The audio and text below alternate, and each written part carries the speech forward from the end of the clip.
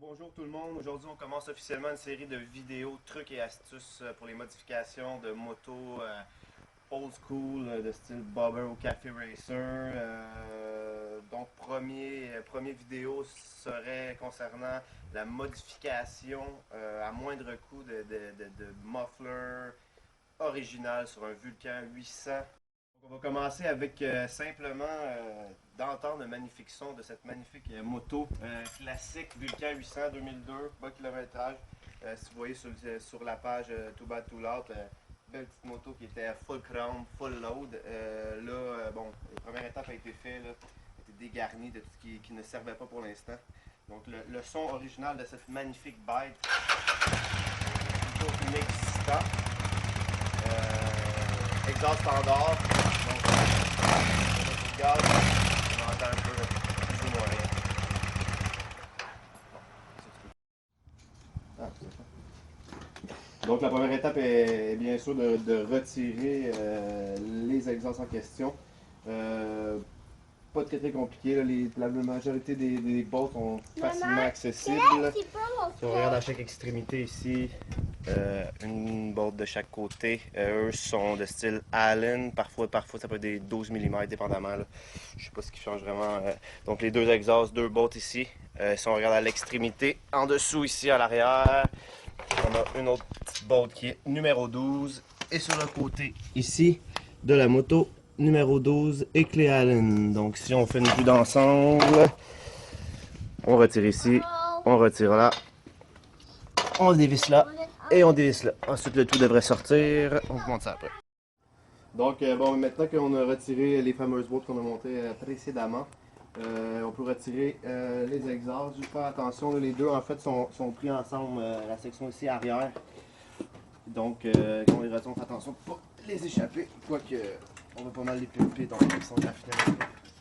Donc il est ôté ici en l'avant. Par derrière, on peut simplement relever. Donc aussi simple que ça, les exhausts sont retirés. Prochaine étape, c'est sûr que moi personnellement, avec le style un peu bobber, vient le exhaust wrap. Donc la portion avant, ici le chrome qu'on voit ici dans les sections avant qui sont normalement conçues justement pour couper la chaleur des exhausts, moi je les retire. Donc on voit qu'il y a deux bolts de style Allen encore une fois, à chaque extrémité, même chose pour chacune des exhausts. Fait que ça, moi, bon ben, souvent ils sont bien rouillés, là, fait que tout simplement, en sachant que je ne récupérerai pas cette pièce-là, je coupe la bolt avec un grinder. Sinon, on peut essayer de la dévisser, là, on voit comment qu'est-ce que ça veut. Donc ça c'est étape 2, retirer le fameux petit cover. Bon, donc on est à l'étape de retirer le fameux cover là, que je parlais plus tôt.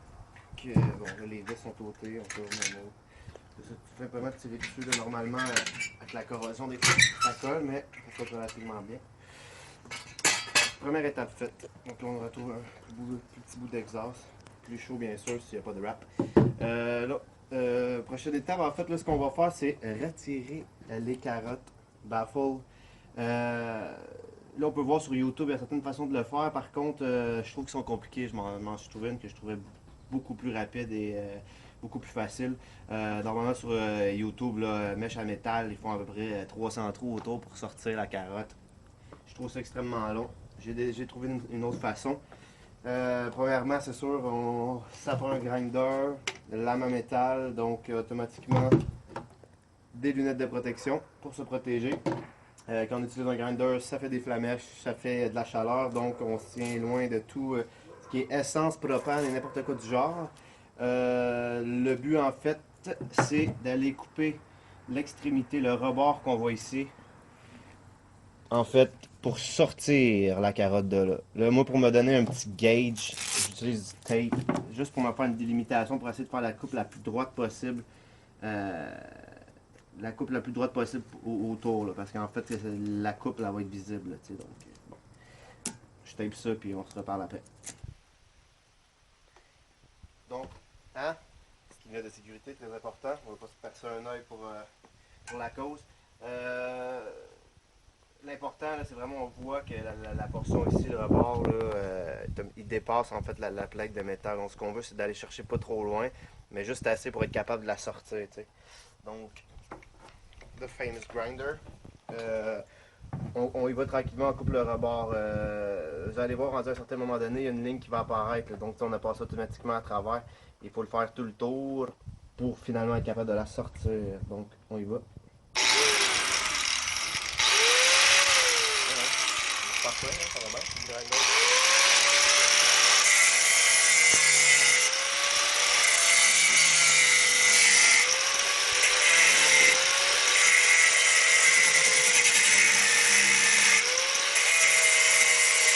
Donc, si on s'approche ici, la ligne que je vous parle, on la voit justement juste au bout de mon doigt ici. Cette ligne-là, c'est justement ce qui va faire qu'on a passé à travers le pourtour. Donc, il faut faire ça tout le tour.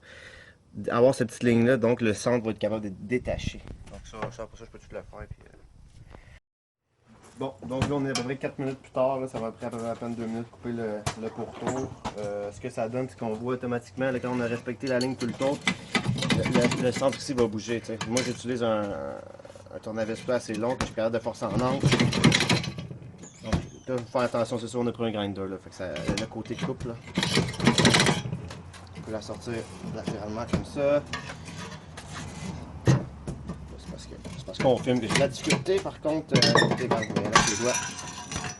Et la fameuse carotte. Voici ce qui coupe une bonne majorité du son et tout ça. Par contre, on ne se fera pas de menterie, là, officiellement. C'est pas nécessairement recommandé. Donc voici ce que ça donne. On voit que l'extrémité de la pipe là, un trou beaucoup plus gros et tout.